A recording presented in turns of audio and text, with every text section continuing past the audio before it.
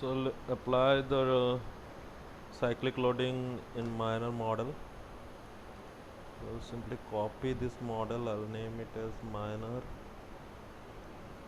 cyclic.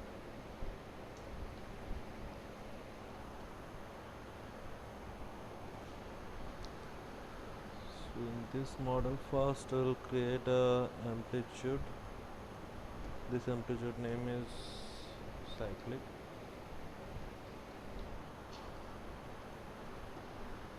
Let us input the data for the cyclic. If you have this data in Excel, you can simply copy and paste it over here.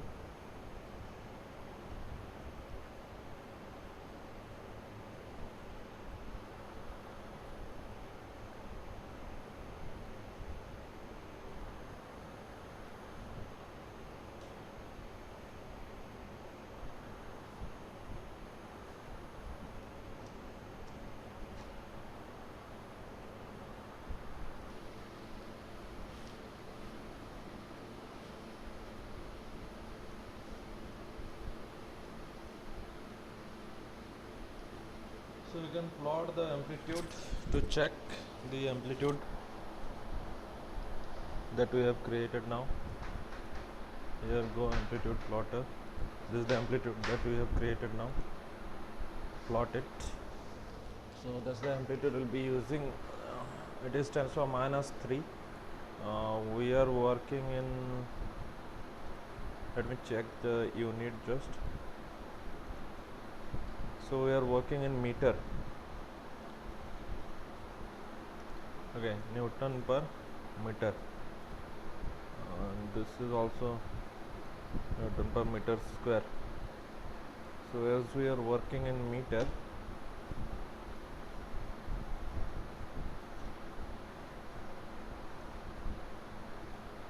okay, so that means the dimension that have been given will be in mm.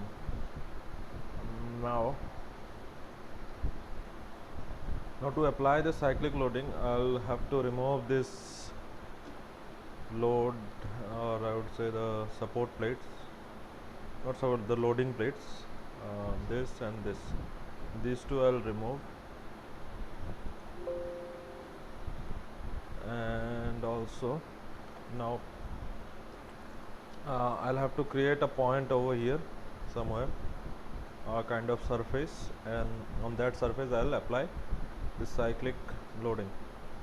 So for that, okay, let us create a datum plane.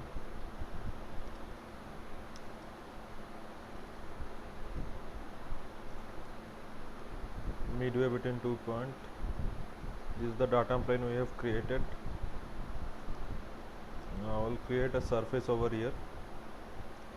I'll take some offset from this plane to on this direction.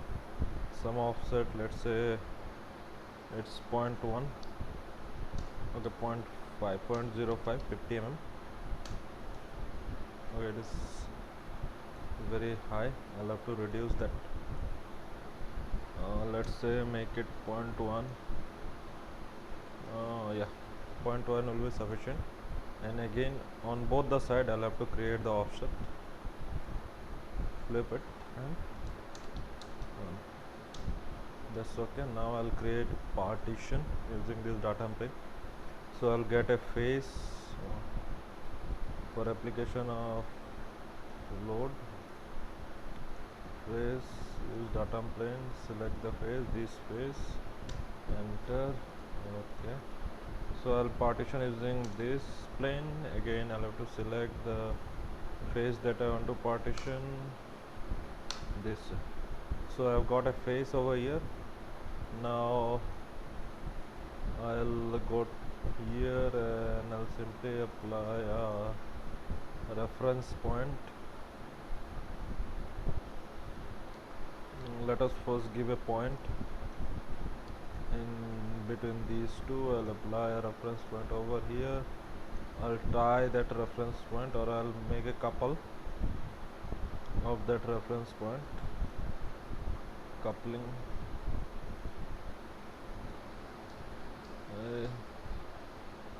I'll name it as cyclic. So this is the reference point, and surface would be this. So first I'll select like this, and I'll select all the other surface that I don't need. So this surface have been selected. I want to select the purple surface. Everything will be constant. Now I'll simply apply displacement on this reference point. So it will automatically take care of the cyclic loading. So meshing is done. Now simply go to loading. Previously I have applied some displacement.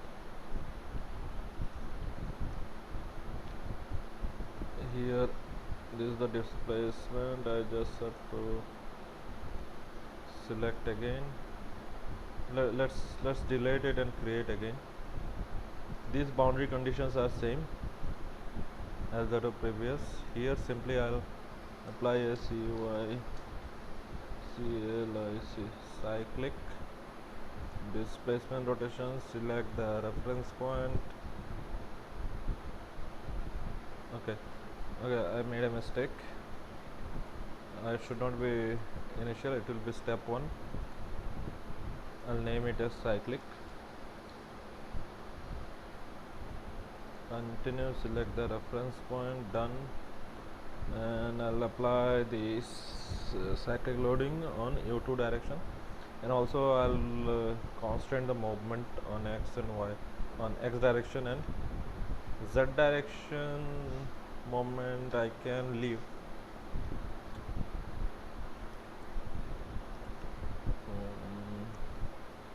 Better not to let this and constrain all this.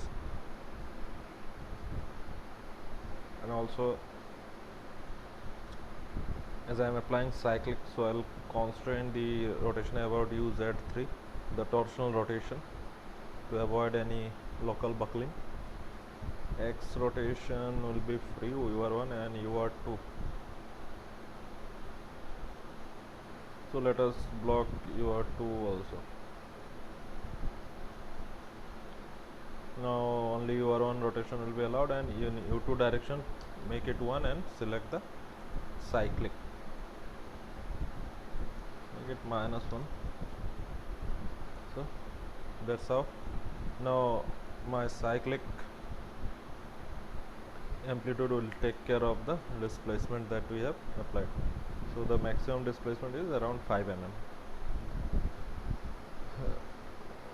It will be okay. The time duration is 34 seconds, so I'll go to step. I'll make this as 34. So my everything is done. Go to job. Just create a job for the minor cyclic.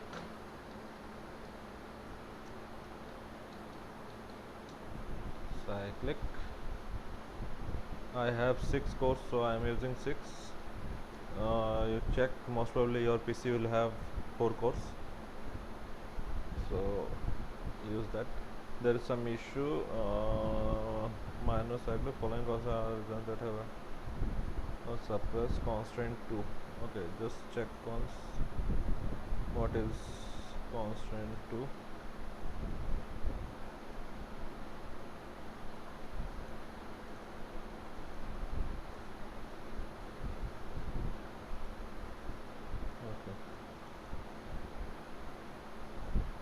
So this is okay.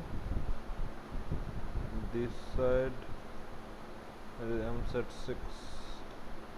Oh, the reference point got deleted. So I'll simply assign a reference point somewhere here.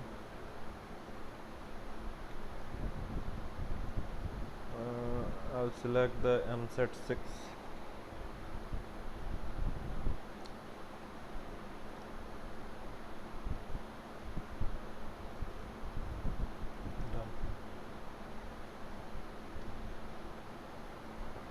So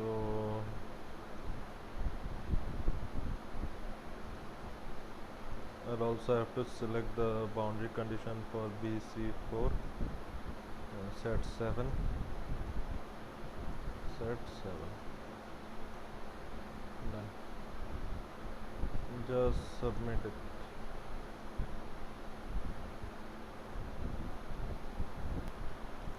Also, I forgot to mention one thing in step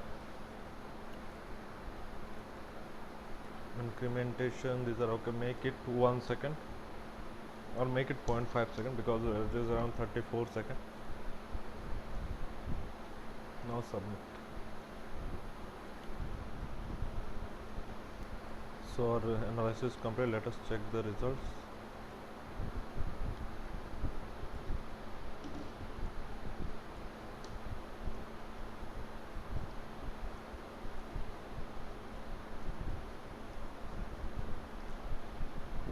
We just want to animate it. This is how it is animated.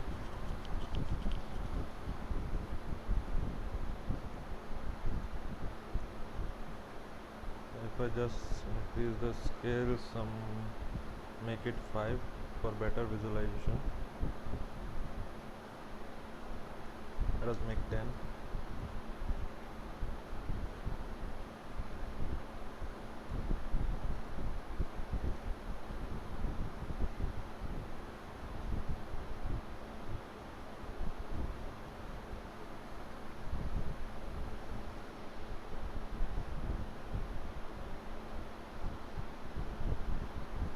So let us extract the load versus displacement curve. Go XY data, ODB field output. Now I have U2, RF2. Node set will be MZ 8 because I need the reference point. This is the reference point that I have created at the middle.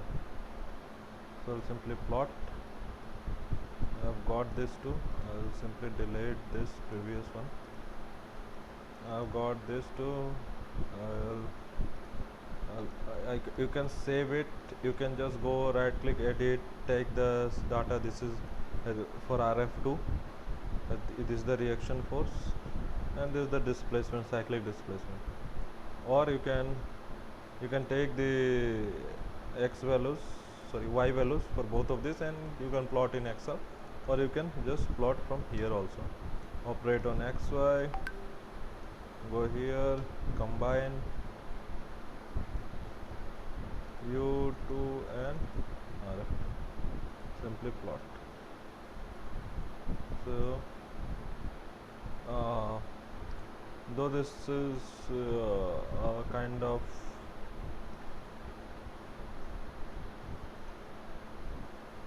this should not come like this. Let us check once more.